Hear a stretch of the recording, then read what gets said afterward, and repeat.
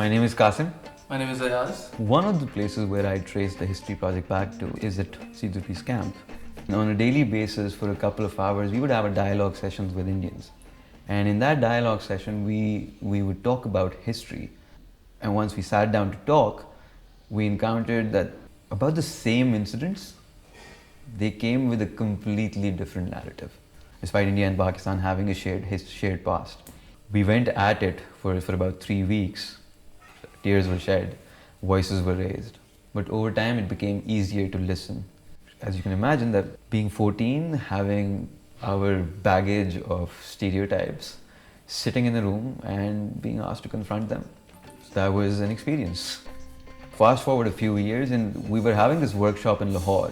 We did this activity where we brought together the history of both nations and we laid it down on charts. And then for 6 years, that idea was dormant, but that's really where it all began. And when I came back from college and Qasim and I met up, and we saw immense value in the idea. And that's when we came up with the history project. Okay, this is an idea which has a lot of potential if we bring all sides of the story to students at a very early age. We had, 30, 40 volunteers. And then we, kind of had all the content done in, I think, over a weekend or something. And we thought, okay, we want to illustrate the book. We want to make it as colorful as possible so that, a child is intrigued by it. We were lucky enough to get Zoya on board. And she came up with this brilliant series of The Faceless Man. We supplemented each chapter with an illustration of what's going on in this particular section.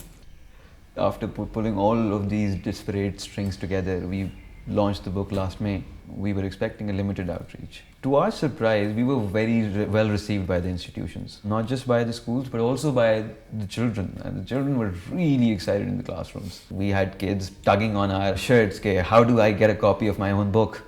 We got featured in every major news entity in India, in Pakistan. Before we knew it, with zero marketing, no budget spent on it, we had over 1 million hits on both sides of the border.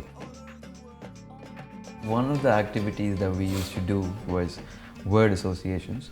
We threw out different keywords that had relevance to the kids, and we would ask them to give us their first reactions. What about Hindu? Idol worshippers? Very interesting to note the stereotypes.